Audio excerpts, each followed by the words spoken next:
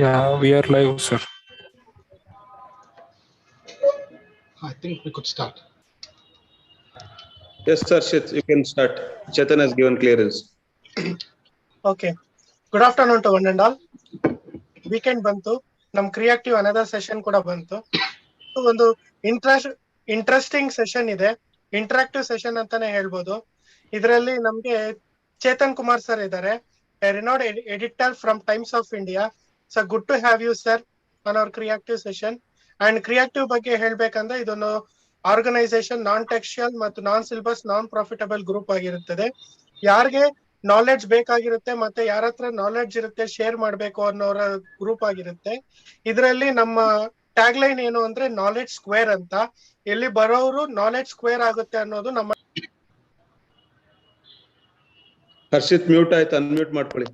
ಸೆಷನ್ಗೆ ನಮ್ಗೆ ಎಲ್ಲರನ್ನ ವೆಲ್ಕಮ್ ಮಾಡ್ತಾ ಇದ್ದೀನಿ. ಮತ್ತೆ ನಮ್ಗೆ ಅಡ್ರೆಸ್ ಮಾಡ್ಲಿಕ್ಕೆ ನಮ್ಮ ಇವತ್ತಿನ ಸ್ಪೀಕರ್ನ ಅಡ್ರೆಸ್ ಮಾಡ್ಲಿಕ್ಕೆ ಅಖಿಲ್ ಇದ್ದಾರೆ, PUC ಸ್ಟೂಡೆಂಟ್. ಅವ್ರನ್ನ ವೆಲ್ಕಮ್ ಮಾಡಿ ನಮ್ಗೆ ನಮ್ ಸ್ಪೀಕರ್ ಬಗ್ಗೆ ಇನ್ಫಾರ್ಮೇಶನ್ ಕೊಡಕ್ಕೆ ಇಷ್ಟಪಡ್ತೀನಿ. Akhil, you can take it on. Yes. Good afternoon, everyone. Myself, Akhil from Gauri Bidnur.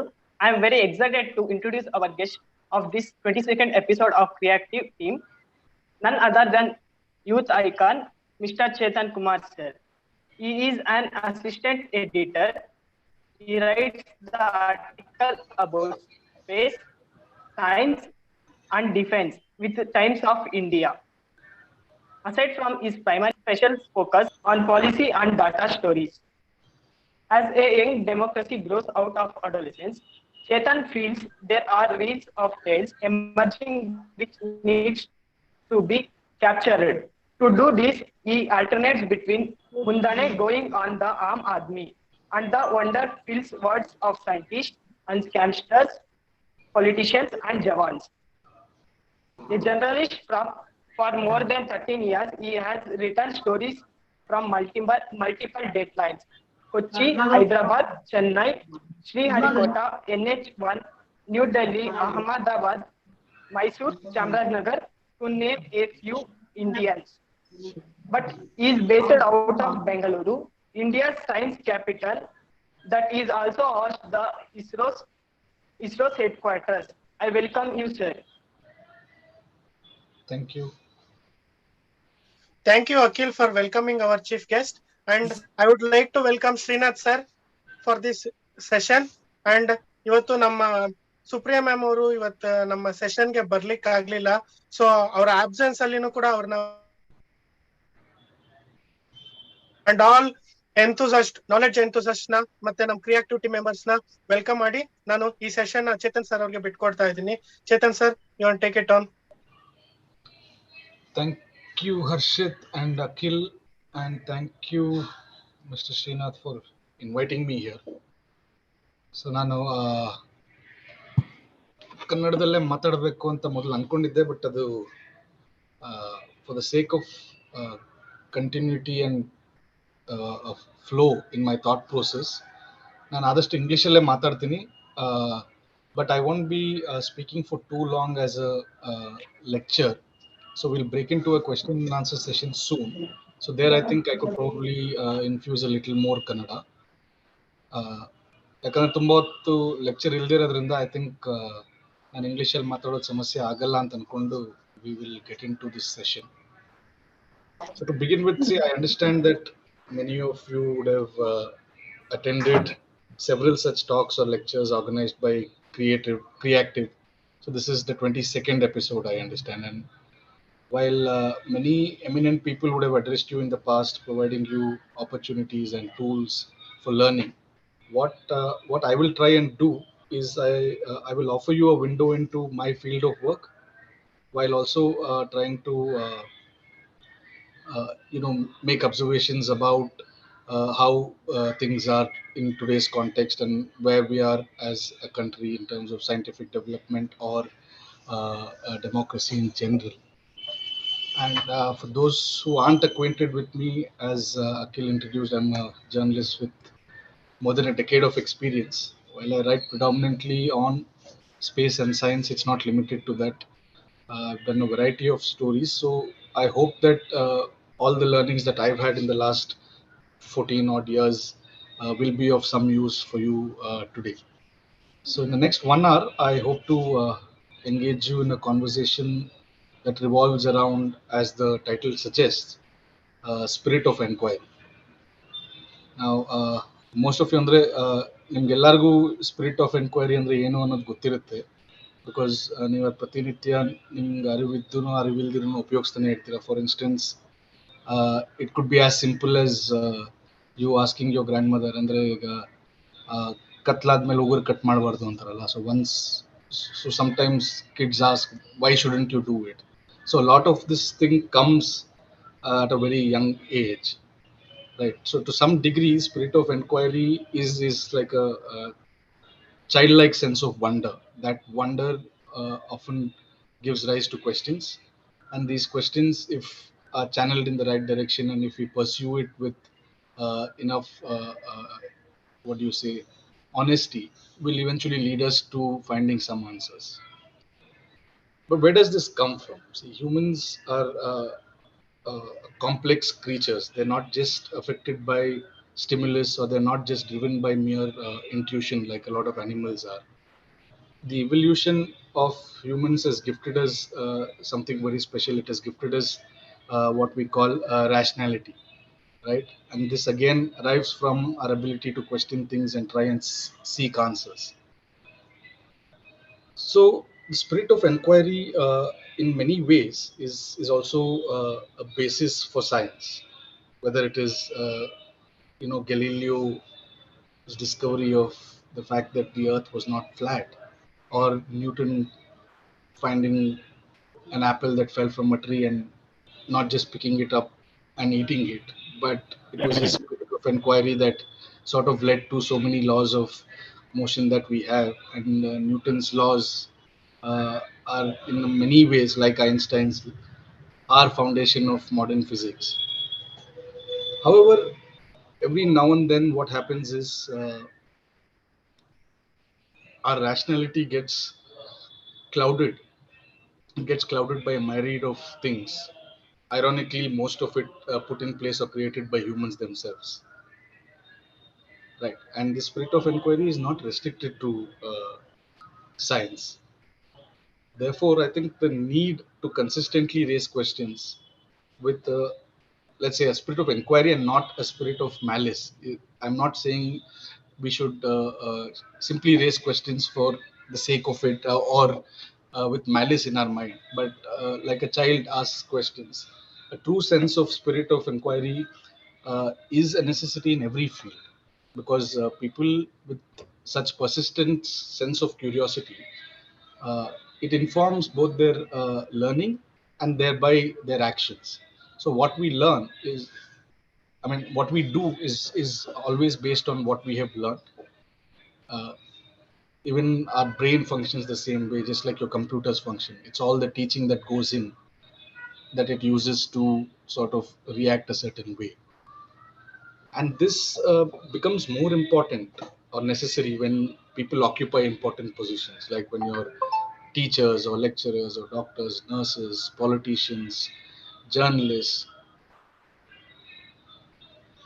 take any field, artists, poets. It becomes important to have such a spirit, because people infused with such spirit often raise questions, they challenge existing practices, and seek, very importantly, they seek creative approaches to solve problems. Without this, I think when we go unquestioned and blindly uh, follow or believe some things only because they've existed for a few number of years, could lead us to stagnation, and I think progress would become very limited. So with all this, the basic understanding, we would feel that, this is enough reason for us to relentlessly pursue the spirit of inquiry, but it's not. So thereby arrives all the challenges in various fields. I think some of you would understand this, like people like Srinath and Harshit would probably understand the kind of problems this creates, or in the scientific fraternity, or in the artistic community and everywhere else. So when we look at today's society or world, uh, the spirit of inquiry has to extend to every area of our works, right? It is not merely enough to complain. I mean, we've all been in Bangalore the last 3 4 days. The kind of havoc the rain has wreaked. So it's not merely enough to see and observe things. We all know roads are bad, but I think if we consistently raise questions about why these roads are bad, you will find answers. And I think once you find answers or diagnose the problem, you will be able to provide a prognosis and then eventually treat the problem. So in this light is where my work comes in, because journalists or journalism, as is defined, especially in a democracy, we act as the fourth pillar. The first three pillars being the legislature, executive, and judiciary. So it becomes important for uh, people in my tribe, especially, to raise questions consistently, because sometimes we are in positions to raise it on behalf of all of you. But the true sense of accountability or comes or we are able to arrive at a true sense of accountability when there is collective questioning, when people together uh, come out and try to question the incumbent uh, governments or your local bodies or the institutions you are studying at or working at. So it becomes important, and as journalists, we hope to do this every single day, and that's what honestly keeps us going, to find new things, exciting things. So, just to give you some examples of the Indian space program, which, as all of you would know, will complete 60 years in 2022. So, from having to borrow technology of satellites, sounding rockets, to today offering launch services to foreign companies, the Indian space program has not just evolved, but it has propelled itself into an elite club of nations. You can count them on one hand, the number of spacefaring nations that have the kind of achievements that ISRO has today, or India has managed in the last 60 years. And for all of this, again, it the basis is the same thing: the curiosity to find what is there beyond our atmosphere, what is there beyond the clouds that you see every day, what happens there, and how those things could affect us. And in the bargain, what we get is we get applications and tools that become useful for us on a day-to-day basis. 60 years ago, you and I couldn't be talking like this from remotely. I wouldn't be sitting in MG Road, and some of you, I don't know where you are. Akhil is in Gauri Bidnoor. I know Srinath is in Bangalore.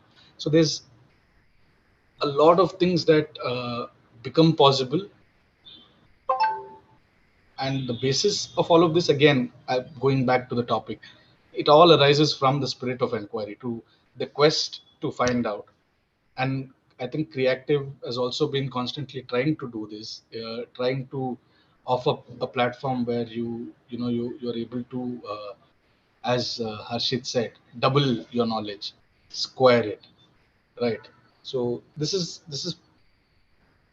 persistent needs to uh, be there, and I think uh, uh, our schools and colleges, especially primary school and middle school, we need to have teachers who are able to inculcate this, and not quell the spirit of questioning. In a lot of schools, I've seen my sister, and I've been lucky to have some really good teachers, but I've also faced these problems where you know questioning is somehow thought to be as being defiant.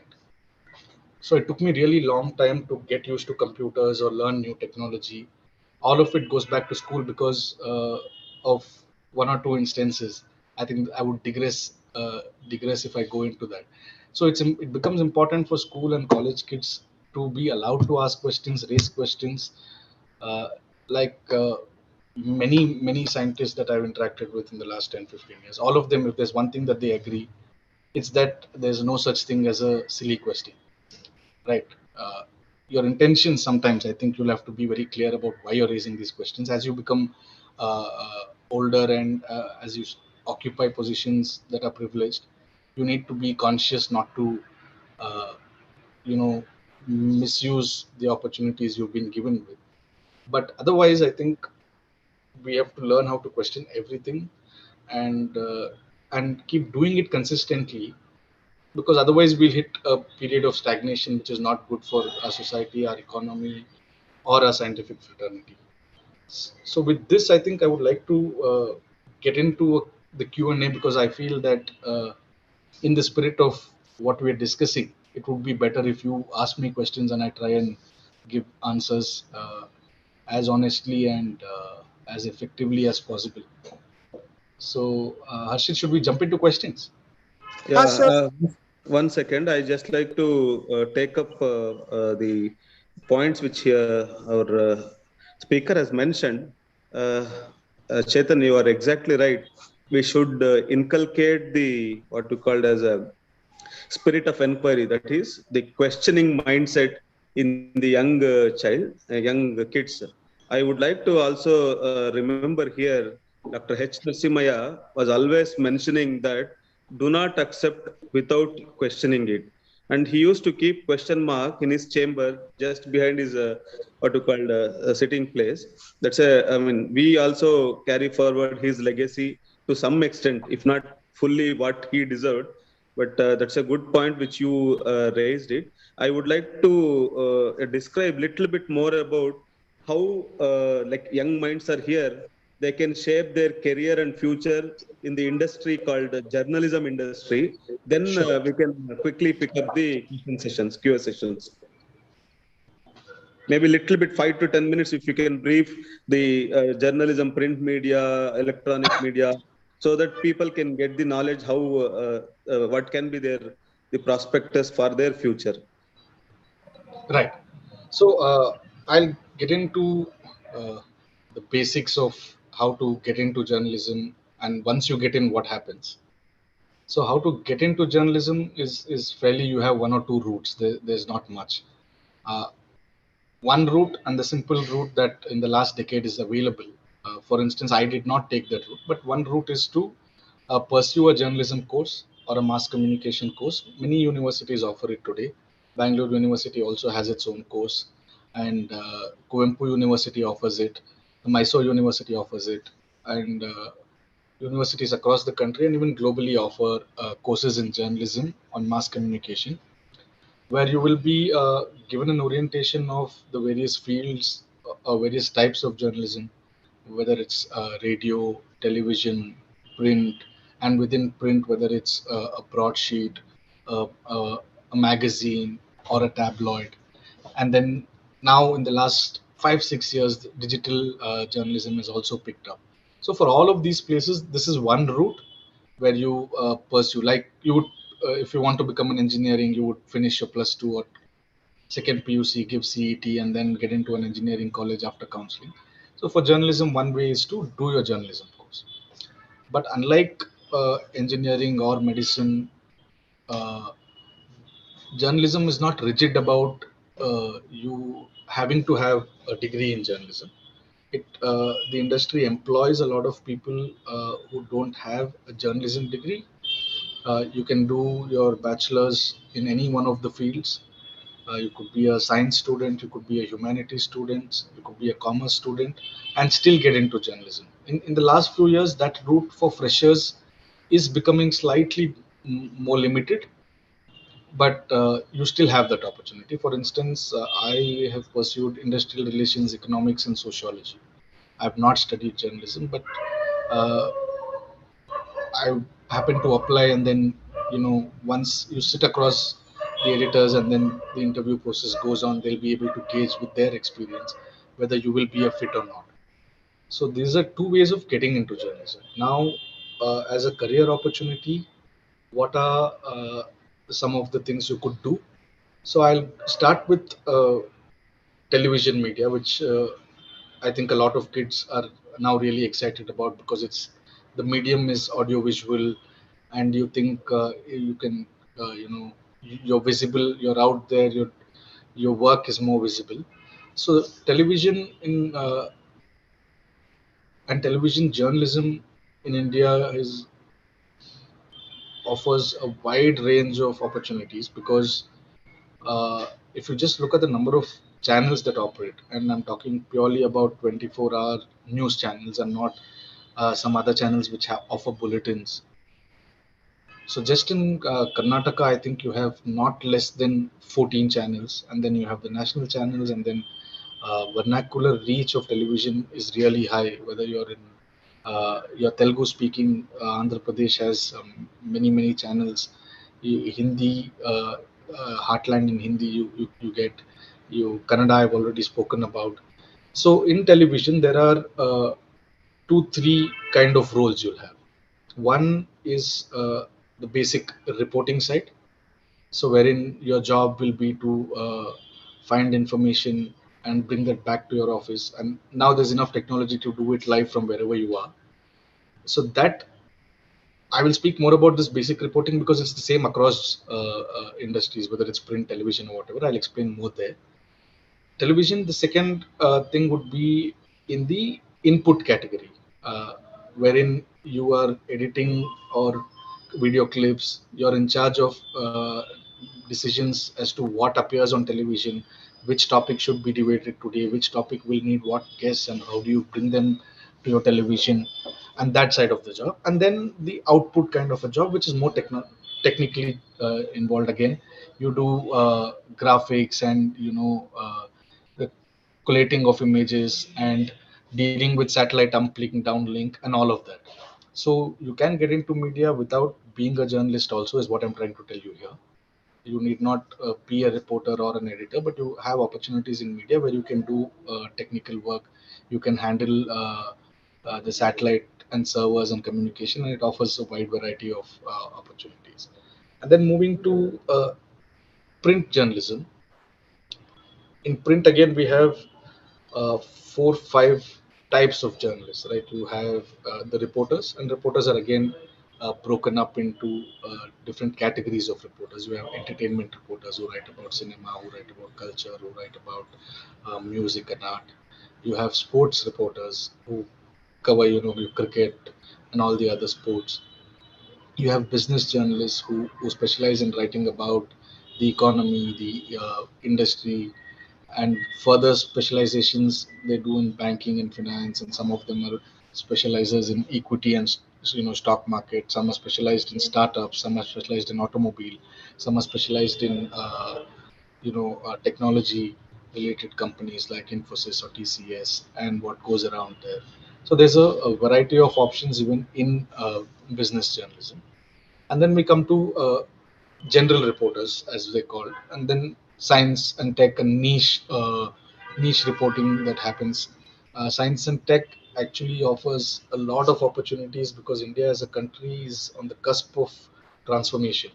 There is a lot of big ticket projects that are in the pipeline, not just in the space domain, which of course all of you would have heard. With as a country, India is trying to send humans to space, which will be a landmark, historic kind of an achievement. Notwithstanding what a lot of people say about it, it will be an important milestone in the space program's journey from 1962.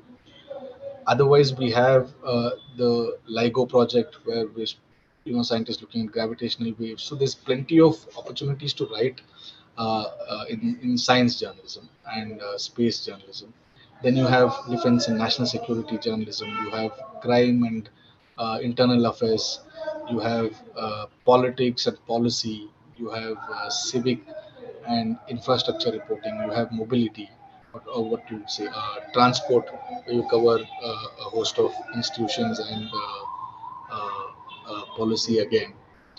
So this is reporting. So our job is to do primary job is to report what happens on a day-to-day basis, to record things that are occurring in your country or in your city or in your state, depending on where and you're reporting and what your responsibilities are.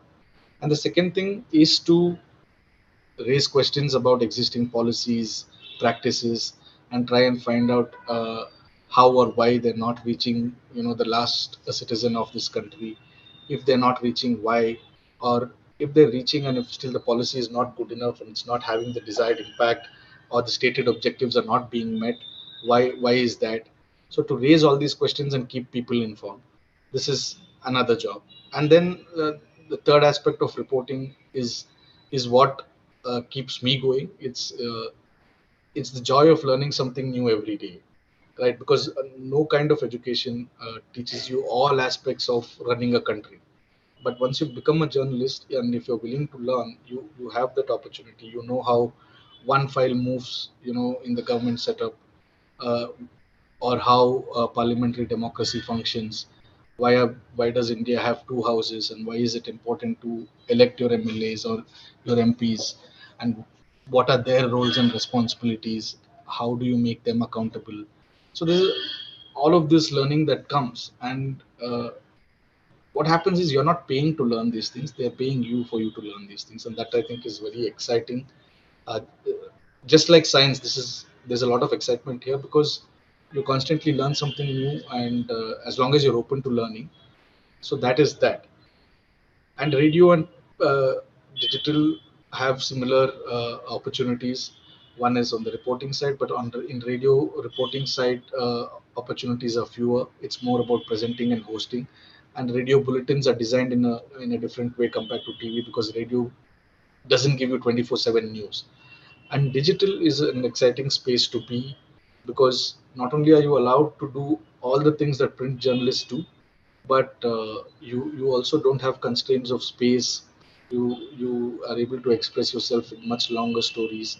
And what digital allows you to be a multimedia person, where you're not only writing. So TV guys, television or media guys, are used to just gathering information through mics or cameras, and presenting it. Print guys are more used to only writing text format and then handing it over, and then it gets produced. Digital marries the both, where you actually can truly be a multimedia journalist. You can make videos, you can be part of videos, you can do podcasts, you can do uh, traditional form of journalism, writing. So a lot of print media houses like the Times of India, the Hindustan Times, Hindu, all of them have also gotten into a lot more active digital journalism, where digital first is becoming a stated policy in most of our organizations. So these are the opportunities, and I think as you uh, become more serious about wanting to do this, all of you are free to at any time even get in touch with me for one-on-one things. Whenever possible, I will try and offer any help that you guys need. I hope I've covered what you wanted, Mr. Steve. Yeah, that's good. Hope children might have followed what you have told. I think Harshit, you can take Sir. up Thank you, what you. Chethan sir, for briefing and career opportunities in the journalism field. We thought there is only journalist student can join the journalist. So you have taught us to there is an opportunity for in a technical background and then stock market field. The people who are master in the subject, they are also having the career guidelines and career opportunities in the journalism field. And as our tagline of this session says that asking question, inquiry, the importance of inquiry, asking questions. When we start asking more, where we'll know more, and then when we know more, we will grow more. As Srinath sir mentioned, H. Narasimhaya sir is a very good inspiration for us, and we are also trying to adopting the things from our childhood. So thank you, Chetan sir, for this talk. And many people who are not attending this session or texted me the questions. So behalf of them, I will ask the questions from starting. We will take the questions from the people who are attending the session. The people who are interested to ask question, please raise their hand. We will go one by one. I think First I saw question will one. be, and we are having the Sorry. questions in the chat box also, sir. We will take it another time. Now we'll take the question from Sai Madhuri. Sai Madhur, you can mute it. Good morning, sir. Sorry, good afternoon. Sir, I have a question, sir. Everyone will say that we will get questions in two cases, sir. When we completely understand thing or when we completely didn't understand the things. Will you agree with this, sir? There's enough evidence to prove that I agree with that, but I feel that more questions always arise when people have understanding, and I think when people understand what they don't know, then there are more questions, because it's very very important for me to realize and understand the things that I don't know. But when you think you know everything, or when you actually do know everything, then I think questions sort of dry up.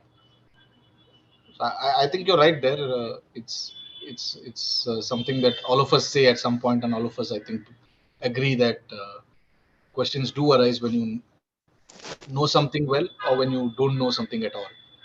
But in my experience, I've seen that people who don't know anything usually don't have too many questions. Yeah, can Okay. I also a little bit add on to what Chetan has elaborated? Sai Mother, you are correct. What happens when you don't understand, you will ask a question. When you also understand, you will ask. In fact, at every point of time, we should train our brain to phrase a question first. Don't worry about, see, he said there is no question called silly question. See, from childhood days, if you look back the evolution of questioning, it goes to Prashnopanishad, they say in our culture. Those days to till days, from our childhood days, we are trained to ask a question for first my mother, father in our home. So first we should get trained how to phrase a question and express the question. Later only this will come whether you have understood full or you have not understood full. So fundamental philosophy behind questioning mind is your brain should phrase the question. Then you express that one. That's what I understand. Thank you. And go to the next question. Next question, you can raise your hand. Akhil? Good afternoon, sir. Hi. Yeah, Akhil. Sir, I inquired some UPSC cleared students who are aspiring for IAS and all, and KS aspirants. They all say that only the Hindu newspaper, English newspaper, only covers the questions which are arises from the UPSC. Why not other newspapers, sir? I don't know if that's true. I a lot of coaching centers that I know and people who pursue, they they were told that you must read the Hindu uh, to clear UPSC. But I don't think it's true that only Hindu covers. Uh, See, I don't know if Hindu is consciously trying to cover questions that come in UPSC exams. I don't think that's right to put it that way. See, most newspapers have columns that record day-to-day happenings in the country, and you get when they speak UPSC and KPSC, they're speaking about your general knowledge subject, right, and current affairs. That is why they ask you to read the Hindu. It's not for any of your specialized selections that you do, whether you pick sociology or archaeology or whatever. You don't get much from the Hindu or the Times or anywhere else. So they speak of current affairs and general knowledge. And I think most newspapers, I mean, it's bread and butter for every newspaper to cover the big events and important events that happen in the country or city or state on a daily basis. So I don't know if it's really true that uh, you only Hindu gives you those answers. Uh, Hindu also gives you those answers, but I don't know if only Hindu does. You can read Kannada Prabha for it; you will still get a lot of it. But Hindu is a national paper, so is Times of India. So if you want one paper where you get news from across the country with a lot more focus, I think one of some of these national papers you'll have to read if you're preparing for UPSC. And even KPSC, if you want news about Karnataka, or in Tamil Nadu, if you want, maybe you'll have to read more from Dinatanti. And because vernacular papers actually cover a lot more current affairs than English papers manage, because English papers are usually they're much more open in terms of their vision and objective. So there's a lot of international news, there's a lot of national news, there's a lot of multiple regional news. So the space becomes limited. So a lot of in-depth thing follow-ups about local issues. You might also want to read Kannada papers or vernacular papers. In Tamil you read, I don't know, Dinadanti, Dinamalar. In Andhra you read Andhra Jyoti, and in Maharashtra you probably read Navbharat Times. I don't know. So you can pick and choose, but it's important to read and know current affairs, because all your books and textbooks about current affairs, see, current affairs is so dynamic that unless you're printing a book every day, you can't cover all current affairs, which is why I think people ask you to read newspapers. So I don't know if Hindu is the only one, but I think Hindu also offers you answers for those questions. Thank you, Akhil. Sir, I just want to add something to this. When we compare the newspapers with Hindu, the language that editors are used will be little bit standard. So we can vocabulary will be richer than the other newspapers, and the news will be covered as an regular follower of Hindu. When we compare other newspapers, the news will be elaborated and deep, and almost there will be less precise of an spreading against news which is not precise. They will they will they will print the newspapers when the news is very accurate and very thoroughly. They will answer the questions which we want to read. That thing I want to add for this, sir. No, see, I don't know, when you say, when you compare, I don't know if you read other papers on a daily basis. You say you're a ardent reader of the Hindu. Uh, so I have many examples where, see, in first place, when you say news that is not precise, see, no reporter actively wants to give news that is not precise. So the multiple reasons why some things may go wrong, because like in all other fields, it's human beings who are producing newspapers, and so long as you have human beings, errors are bound to happen. So whether they're done consciously and whether they're done with the intention of cheating the readers, I don't think any newspaper wants to do that. And so far as language goes, I spot errors in all newspapers sometimes, Yeah. including the Hindu. And see, the important point, why Hindu is not read by as many people as, say, some other papers are, in Times of India, for instance, could also be the reason that its language, right? See, sometimes to take information across to people is more important than the kind of language one employs, or because most papers are very strict when it comes to grammar. Creative licenses are allowed in headlines and in graphics and straps, like all artistic licenses are there, or creative licenses are there. But when it comes to copy, the endeavor of every news desk across this country or wherever else is to maintain the sanctity of grammar. You will, reporters are constantly told that writing is important for that very precise reason. So when you look at language, and whether you speak of, see, newspapers are not, they don't exist to, in today's world at least, they don't exist to, they're not competing with, people from the literature field. It is to get across information in the most uh, accessible format for readers, because like we have in our audience, newspapers are read by people from class 6 to people who are 70. So there has to be one standard basic format for news producing. And I don't know if Hindu is any more special or standardized in its language than most other newspapers are. I don't find, I find the distinction blurring. The Hindu in the 80s and 90s, up to early 90s, was like that, but today the Hindu is also not like that. I don't think, and it's not because, and it's not a question of quality. Don't mistake me. Uh, that it's not a question of quality. Every newspaper has a style, and Hindu used to employ one kind of language for many years. The Times and the Hindustan Times or the Indian Express have another style of writing. The Deccan Herald, for instance, has a different style of writing. the Tribune and Statesman have different kind of writing. If you go and look at the US also, Washington Post has a certain style guide, the New York Times has a different style guide. So it's not about one being more qualitative than the other, and it's about how effectively you're able to communicate news, and oftentimes really complex news.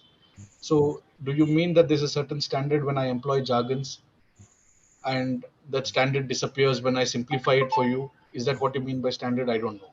If it is that, then I think it becomes a barrier more often than not, than being an enabler. So, for instance, when I write about science and ISRO and everything, for scientists reading it, it might not appear like it's of a certain standard, right? Because when they publish their research findings in scientific peer-reviewed journals, the language employed is completely different. So I'm not writing science literature. I'm trying to break down what happens on Mars to somebody living in Also, right? So the language one employs there has to be different. So I think newspapers design their style guide based on a lot of maybe research that goes in to what kind of readers they have and what kind of language the readers what do you say, appreciate. And if that language was not good enough, I don't think newspapers would have survived for this long and catered to so many people. And I think we constantly also are trying to get in new readers, which readers where we have, I mean, as a country, see, India is so young. And if you look at our census data, you'll find that in 2011, there were still a lot of first generation people who were going to school. So, sorry? నేనే తెచ్చిపోయి water Okay, there is some disturbance there. ఇంటికి పోయి మాటలతో వెళ్ళి అట్లా వెళ్ళా. Can you mute Harshit? That some interference. Okay. I'm looking on the who's mute. No, it's good. No, go ahead, sir. Fine. I think it's fine. Yeah. So we can move on, I think. No, I think that's a fair, what you called resolution or a comparison is not a correct choice when you are having the diversity in India. So you cannot say like this paper is good, that paper is good, this is not good. Like Karnataka is different, India, Tamil Nadu is different. So we have a very pluralistic and diverse. So we don't have to compare. It may be because somebody is liking more one type of a newspaper, he will only prefer to read. Like for me, I read Kannada only Prajavani. If next day, if he gives me some other paper, I will question that paper by why are you giving me Vijay Karnataka, why are you giving me other? But fair enough is basic foundation for a journalism. Dharma of a journalism is he has to bring the best portion what he can give it to the reader. Readers will have this kind of a different viewpoints. But however, in India, compared to the Western or other countries, journalism is a huge success, what I personally feel, because it is one thing is it is satisfying the readers. Second thing is it is creating a lot of job opportunities. Most important is, see, more than 100 years back, if you want historical records, go to Shasanagalu, go to history bardiro pustakagalu, like that only is there. Currently now, digital media, YouTube, so many things are offering as a historical record. People are now doing research based on this digital print which he was explaining you. Now it has become one of the like research ಮಾಡೋರಿಗೆ ಈ reference ಬುಕ್ಗಳು ಇಟ್ಕೋತಾರಲ್ಲ, like that people are now going to the social media ಮೇಲೆ research ಮಾಡ್ತಾರೆ, YouTube ಮೇಲೆ research ಮಾಡ್ತಾರೆ, ಆಮೇಲೆ www.com ಇರುವಂತ ನ್ಯೂಸ್ ಪೇಪರ್ಗಳನ್ನ ರಿಸರ್ಚ್ ಮಾಡ್ತಾರೆ. ಸಪೋಸ್ ನಾವೀಗ ಮುಂಚೆ ಏನಂದ್ರೆ ಪಾರ್ಲಿಮೆಂಟ್ ಲೈಬ್ರರಿಗೆ ಹೋದ್ರೆ ಗಾಂಧಿ ಪೀರಿಯಡ್ ಪೇಪರ್ ಸಿಗುತ್ತೆ, ನಮ್ಗೆ ಎಲ್ಲೂ ಸಿಗಲ್ಲ ಇಲ್ಲಿ. ನಾವು ದೇ ಹ್ಯಾವ್ ಡಿಜಿಟಲೈಸ್ಡ್ ಇಟ್, ಅದನ್ನೆಲ್ಲ ಸ್ಕ್ಯಾನ್ ಮಾಡಿ ಕೊಟ್ಟಿದ್ದಾರೆ. So it's a great what you called ಒಂದು ಫೆದರ್ ಅನ್ಬೋದು. Journalism is also getting into research reference book ತರ ಆಗ್ತಿದೆ ಅನ್ನೋ ತರ. And also it constantly evolves, right? Like for instance, Times of India has been around from before Mohandas Karamchand Gandhi was even born. Right. So 30 years before Gandhi was born, Times of India has been published. So if you look at Times of India's language that time and today, it would have undergone a sea of change. And similarly with the Hindu also. And I think So I don't know. Like Shrikant said, I don't know if it's fair to draw comparisons, but I think the style guides are different for every newspaper, and there is a science behind it also as to why some employ one kind of language or the other. But in terms of basic English grammar and sanctity of the language, I think all newspapers make it a point. It's sacrosanct to have uh, uh, grammatically correct copies. Does that mean we don't end up publishing some things that are not grammatically right every now and then? No, we do publish. Errors happen, like I said, because newspapers are not brought out by some special people. It's all humans there. Okay, sir. Harshit, take So, next Sir, question. I have another okay, question, sir. please. Sir, can I ask another one? Yeah, okay, Akhil, you can make it Sir, quick. sometimes what makes journalists to hide some research papers? You'll have to be a little more Sir, specific. Okay, sir, Akhil. sometimes, sir, No, I think I got his question. Maybe you can elaborate on what is classified, what is not classified. Hopefully, he is addressing it. Any news item, sometimes it will be classified, sometimes it is not classified. That perspective he may be asking. Is it right, Akhil? yes, sir. See now, like in every profession, there are certain rules, there are certain guidelines that guide every field. So similarly, while our endeavor is to try and bring out everything that goes on in the country, uh, there are certain things that even we are not allowed to access.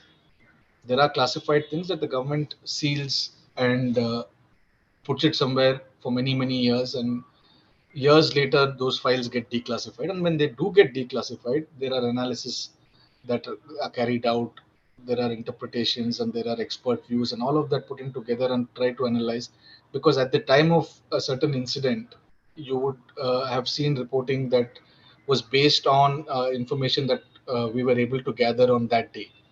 Now for instance, I'll tell you, Chandrayaan 2 did not succeed in soft landing Vikram, the lander, on the lunar surface.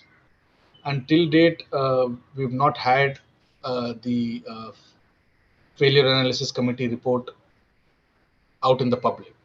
So the government has cited the reason that it might have implications of national security, and thereby we will not put it out. So until such time that the government brings out this report officially, it is not reportable. Contents of that report, not contents per se of the report, but findings of the FAC uh, have been reported in bits and parts. Sometimes we have to draw inferences. Chandrayaan 3, the kind of planning that's going on for Chandrayaan 3, indicates a lot of things that might have gone wrong in Chandrayaan 2. Why the fifth engine was removed in Chandrayaan 3 lander uh, allows you to certain degree, draw an inference that there might have been a problem with the fifth engine in Chandrayaan 2, but these are not something that we can conclude on. So which is why these reports are written uh, uh, with an open-ended thing, where we raise questions that could this have gone wrong, could that have gone wrong, and it's for the government to answer those questions, and I think they will at a time that they feel appropriate. But a lot of other things where uh, that are classified, you can't report, and it's not a unique thing in India, right? The US Congress in the last few years has been on a spree of declassification process. A lot of documents have been declassified, so a lot of reportage happens on that. So if it's classified and otherwise, this is the reason why, and it's not that journalists are trying to hide it, or uh, I don't know, government is not making it public, and they have their reasons for it, and these are things that are debated within the government setup with the opposition parties, and there's a democratic process that goes on as to what should be classified, what should not. As long as that is carried out and those parameters are being met and accountability is there, sometimes it's important also to give the benefit of doubt to people who are in positions of managing our country. Like I said, the spirit of inquiry is important, but it shouldn't have the intention of malice, right? Sometimes you don't question for the sake of it. Sometimes we do keep raising questions every day. That is our job, and we do it intensely, and we do it objectively, and we try to do it without biases. But there are also certain set of rules within which we are allowed to play, and I think uh, that should answer your question. Thank you, sir. Thank you, Akhil. Girish? Girish, Thank you. Can you hear me now? good Yes, afternoon, sir. Sorry, sir.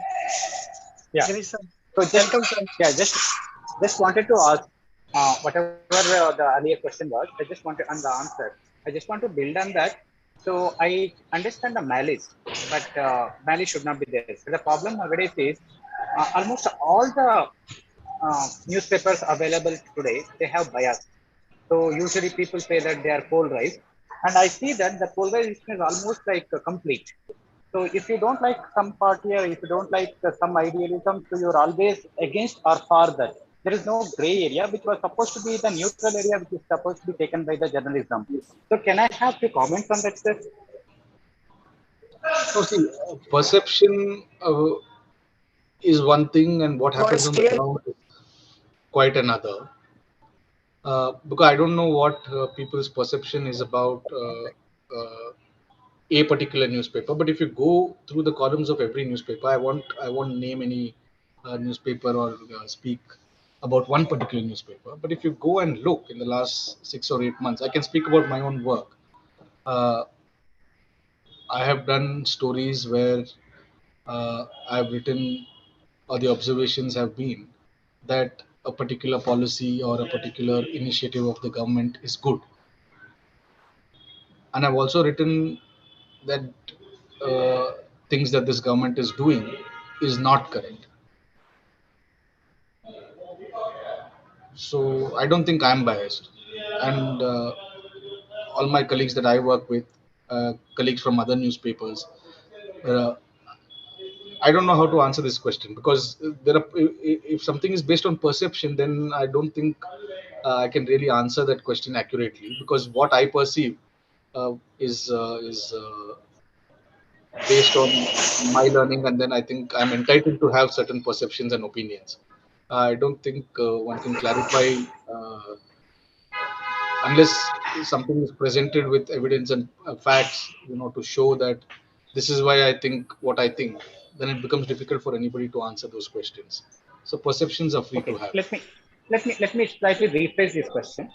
Yeah. So maybe it may not be directly converted, like connected to journalism directly. My question is, how much of a influence the management of a newspaper or any media has on the has? That's all. I can only speak from personal experience, and so far I have not had a single interaction with anybody from uh, our management.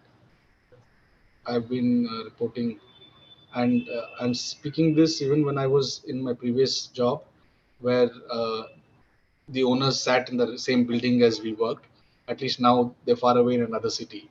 But I've not had an experience where they have directly interfered uh, in any one of my stories. And I can't comment on what other people's experiences have been, but a lot of my colleagues that I work with share similar experiences as I do. I can speak about that much.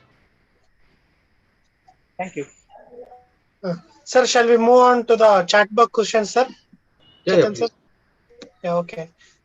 Sir, there is a question. Uh, I think that Why first put the question you can nails leave at it. the night. No, that you can leave that question, and you can Okay. go to the next.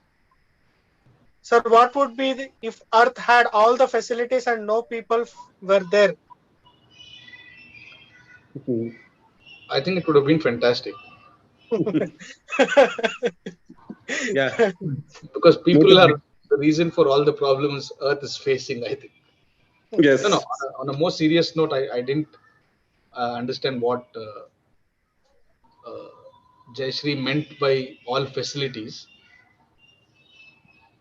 because I think Okay, sir. most facilities that we refer to today have been put in place by people. So without people, I don't think those facilities would exist. But if you're speaking of all the resources that nature is providing, then I don't know how Earth would have looked without people. See, because there is a connection, right? The way nature evolves and the creatures evolve. So Okay, soil sir. wouldn't be the same without all the hundreds and thousands of microorganisms that make the soil. By itself, just mud is of no use. So which is why we have different kinds of soil based on what kind of microorganisms are there, and then in different regions, different kind of fruit and tree, I mean fruit and flower bearing plants grow. Why is it that you don't find zucchini here, and why is it that tomato came from somewhere else? So all of these, I think, nature and the creatures within, earth, they complement each other. So I don't know how. I mean, it's really fantastic to imagine and see how Earth might have been without the human race. I Okay, sir. think we won't be able to answer that today, but it is a Sir. fascinating question to pursue. Sir, there are some direct questions for me. Yeah, Social media is affecting mass media. I know. I think it's complementing, and like anything new, it would have a temporary disruptive kind of effect. Like people said that when television came, is it having an impact on print media? Now we work, uh, and with social media, does it have an impact? It certainly has an impact, but I don't think there's a cause and effect kind of an impact here. I think social media complements Huh? conventional media, ಬೆಳ್ಕು and it ಕತ್ಲಾದ್ರೆ ನಮ್ಮ also ಕನ್ಸಲ್ಲ ಬೆಳ್ಕಲ್ಲ democratizes ಕಾಣಿಸಲ್ಲ ನಾನು uh, ನೋಡಿ ಎಷ್ಟು ಬೆಳಕು ಕಾಣಿಸ್ತೀನಿ. it also democratizes uh, you know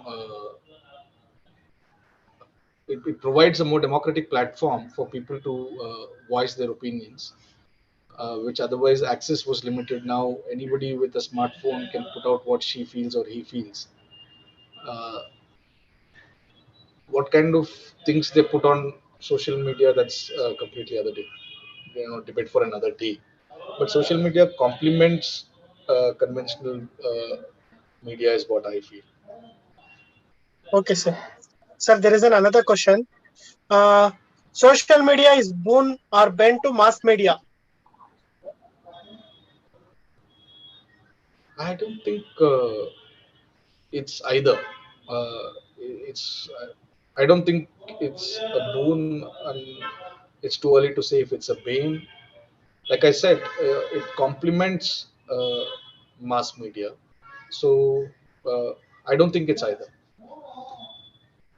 Okay, sir. There is a question, sir. What is the difference between generalist and a newspaper, and which is capabilities we should have to be a good generalist in journalism field? Newspaper is a product that journalists together bring out, and what capabilities we should have to be a good journalist. The most basic one is uh, the spirit of inquiry, and with that you need a lot of tools, right? You need to have uh, uh, quick grasping power. You need to have command over language. You need to have a great networking ability, because how do you gather information, right? Because journalism is not only about writing what somebody's saying. It's not only about covering announcements. It's also about finding out things that people are trying to hide. So for that, you need to have a sense of, an ability to be social and network with people. So there are a lot of things. If at some point, if they want specific things, I can get into it at a later stage. We're already past 4 now, so I think you have to keep my time also, Arshit. Please keep time, Ah, and sir. if more Ah, sir. questions are there, we can send him later as well. Okay, sure, sir. Sir, I just want to mention a few questions from my WhatsApp. Just 1 second.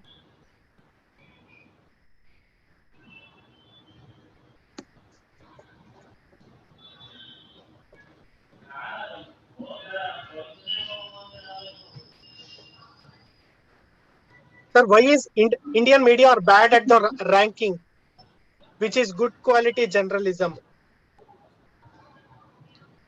which ranking?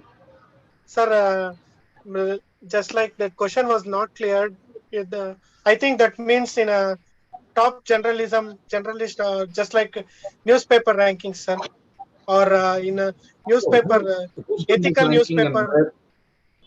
No, I, I don't know who's done this ranking and what were the parameters to rank. Without, so I don't know if I can take that question. Okay, sir. And then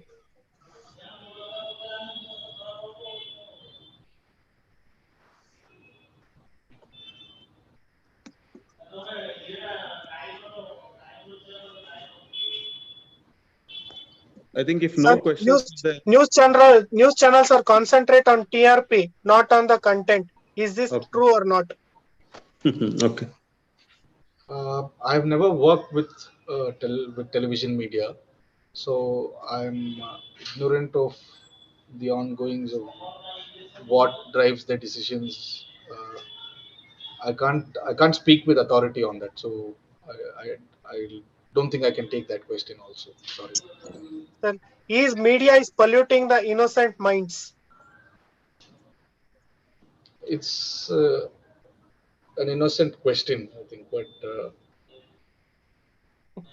I don't know polluting in what sense. Everything you read or write, say pollution. Uh, let's not uh, take the word in air pollution, water pollution, that context. But pollution only means that when something gets added to an existing thing, right, and it pollutes the current environment. I think everything you read, everything you watch, movies, newspapers, television media, the songs you listen to, the schools you go to, the lecture, what your teachers tell you, everything pollutes the mind, right? In the sense of the word that when your mind is clean and you have nothing in it, whatever goes in is polluting it. And then I think eventually you will get trained to understand what to retain and what to treat and send out like your sewage treatment plants do. So I don't know on how this question was framed. Yes, sir. He is adding that some serials are having a deep impact on the family's issues, like that. He is adding Serious. on more serials, TV serials, and But, movies and but all things. see, it's a choice, right? It's a choice I'm making, and which is why I also believe that you must question, what good is this doing to you? If you think you're getting too badly affected by something, then it's your choice to stay away from it. Okay, sir. Sir, Danvin has a question. Danvin,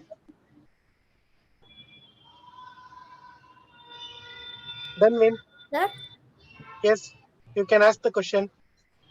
sir, what is parameters? Sorry, could you speak up a bit, please? What is parameters? Parameter of what? You want the definition of parameter? Meaning of it. Hello? Meaning of it. Hello? Okay. Sir, I think we can move on to the next star. If no questions are there, Harshit, just Hello? try to conclude. If the okay, sir. question is not clear. Can you Yes, hear me? sir. Sir, we can hear you. One second. Sir, there is a last question. How they accept the people towards, attract the people towards the reading the newspaper, and what are the ideals in the writing and preparing the news or newspaper?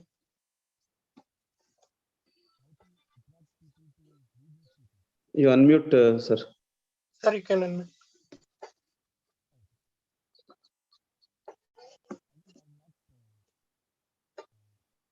Chethan, sir. Harshit, you yourself can unmute. Can you unmute? Sir, his mic is muted, sir. Not muted, sir. Okay, some issue with the system. Chetan, sir, you can unmute.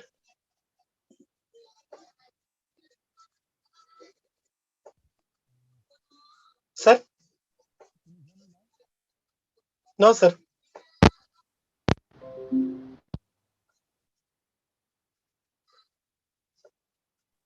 Now you speak, sir. No, some issue with the connectivity. In between it is coming, you check the wire, sir, wire connectivity only. Some sounds coming and going on.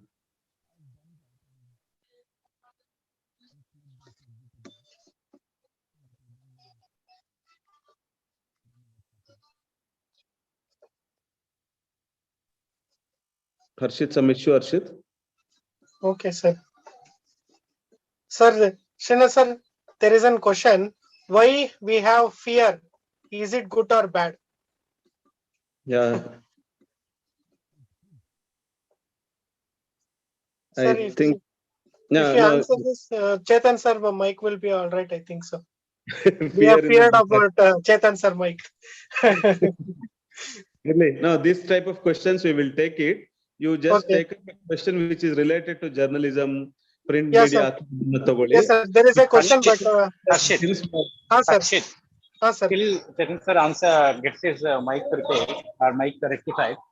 So can I answer the question the question? Okay, sir. He was asking parameters. That about means parameters. Yeah, we will say according to it like that. No, generally a parameter is nothing but a variable. So variable is a unknown which can actually influence on each and every outcome. Okay, and we will not know the parameter value in advance. So it can take anything. So in journalism parlance, what I think is, so it starts with the person who is writing the article, his self opinion, and then the current scenario which is going around it, and also the final media. So these are all some of the few parameters, and these parameters can be innumerable. Depends on the on what you are reading and what somebody is writing. Okay, it's just a variable. Okay, sir. Thank you, sir. Sir, Chethan sir, can you unmute yourself? Am I audible now? Yeah, sir. Okay. It's fine. Sir, there was a question I thought you have heard, and that question is how they attract the people towards to read the newspaper, and what are their ideals in writing the newspaper or preparing an article. See, now I have not worked in the stream that is in charge of attracting new readers, how they do it. But see, every story is written see, newspapers are not like novels or collection of stories where uh, in many cases the primary purpose of writing that is to sell a number of copies. I'm not saying all authors do this, but uh, that's how it is. But in newspapers, I think uh, we produce news based on uh, the current goings on and the developments that are happening in the world. So if you look at every day's edition, you will start seeing a kind of a pattern where uh, there is a hierarchy in every page. What becomes the display copy, or what becomes a slightly smaller copy, and all of that. All of that is done based on the merit of uh, the news, and we feel that it's our job to provide information that is otherwise slightly inaccessible for the masses, and that by itself is a unique selling point, as they would say, because the masses don't always have access to everything that goes on in the country, and as journalists we try and gain access to such developments and bring it to the public. That by itself is a reason enough for people to read it. I don't when I write my copies, I don't make any additional effort to try and cater to one or two, because uh, in Karnataka alone there are some 4 lakh, I don't know class count. I have not checked recently. So many lakh people read the Times of India, right? And not all of them are going to have one kind of preference. So there's no way for us to attract every new person. At least I'm not aware of it. If there is something that newspapers do to do that, but so far as the newsroom is concerned, uh, news placement and judgment is based on the merit of the news item that is there. That becomes paramount, I think. Okay, sir. It was a great session, sir, Chetan sir. We are also overshot at the time, 18 minutes. Sir, Just I would request concluding remarks from Chethan is, so generally, I mean, there is a trend in newspaper, headlines, front page, middle page, there is an editorial, there is an invited, what you call writers, like, ಇರುತ್ತೆ. Then you will have a economics paper ಅಂತ ಒಳಗಡೆ ಇರುತ್ತೆ.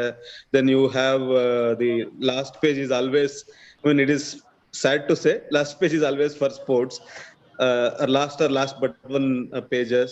Then you will have what you call as an additional sheets, like in Kannada we say Praja Puravani or Bangalore supplements. Times of India ಬಂದಾಗ Bangalore Times ಅಂತ ಇರುತ್ತೆ. ಇದನ್ನ ಒಂದು overall view ಕೊಟ್ಬಿಟ್ಟು I request you to conclude sir. Later Harshit you can conclude ಒಂದು 2 minutes ಅಲ್ಲಿ ಈ ತರದೆಲ್ಲ ಹೆಂಗ್. So from what I've gathered over the years is that you're asking about the positioning of these sections. Over all format news paper ನ ಹೆಂಗೆ ಮಾಡ್ಕೊಂಡು. So the position, see, supplements usually, whether it's Bangalore Times or Metro Life of Deccan Herald or Metro Plus of Hindu or Lava Lavike of Vijay Karnataka, all of these things.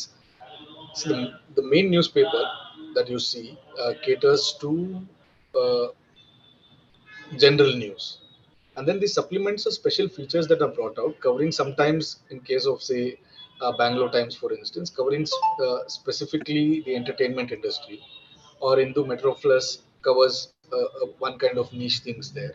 And within the main paper, there's various sections that Mr. Srinath was speaking about. I think many years ago there must have been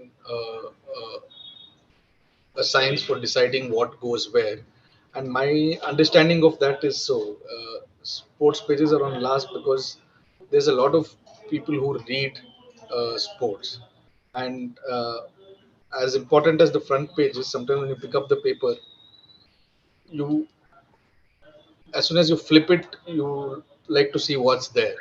And because sports has such great readership, I think that is why those pages happen to be the last few pages.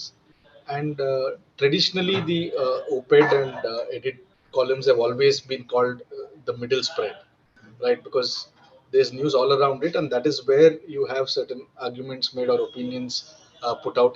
In all other articles, reporters are not entitled to have present their opinions.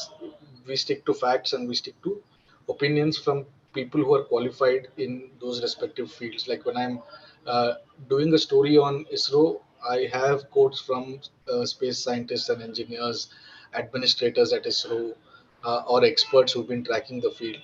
I don't give my own opinion there. But when I'm writing an op-ed piece, I'm that is where I have space to give my opinion, because otherwise in news columns we generally avoid giving opinions. And in the news section, the front page is like a window for all the other things that happen inside. The most important developments of the day, if not in full, at least in parts, are covered on the front page, because most people spend most time on that page. And when that catches your attention, then the rest of the story goes inside. And soon after the front page, in most newspapers, in fact in all, you have the section, the city section, whichever place they are producing the paper, because that is more immediate for you and me, right? After I read the front page, what's happening, the next thing I want to know is what's happening in my city, in my neighborhood. And from there you move to region and state, and then you move to business and global page, and then of course sports page. I told you why, I mean, that's my understanding of why it could be at the end. So that's how I feel the hierarchy has been decided. uh, and I'm fairly confident that there was some science behind doing this. So I hope I've wrapped it up, and we've stretched a little beyond 420 now. Yes, sir. It I is really have to be 4:22. somewhere. I really have to be somewhere by 4:30, so I have to prepare for that. If you'll excuse Yes, me, sir. I think I'll. Yes, sir. There is more enthusiasts waiting for the answers for their questions, and I will assure that they all are question will be answered in a later time in WhatsApp. Chethan sir will be answering. I will text all your questions for Chethan sir, and I will assure you to getting answer. And due to shortage of time, and we are shorted 23 minutes, I am like to end this session by thanking Chethan sir for giving you time for us, and I want to thank you, Srinath sir, for bringing Chethan sir and great people like Chethan sir for our time. And I want to thank Supriya ma'am and Girish sir for attending class. And thank you so much for this peaceful listening. And we will meet in next session of the creative session. Till then, signing off. Thank you so much to everyone. Thank you, Chethan. Thank you so much Thank you for so your much for having me. Thank you, sir.